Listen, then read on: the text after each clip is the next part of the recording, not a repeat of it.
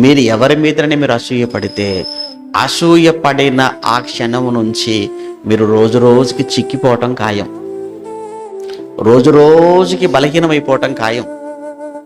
చివరికి ఎలా అయిపోతారంటే అస్థిపంజరంలా మారిపోతారు. చివరికి ఏమి మిగలవు ఎముకలు కూడా. ఎందుకు? అంతగా తినేస్తుందన్నమాట లోపల ఉన్న అసూయ.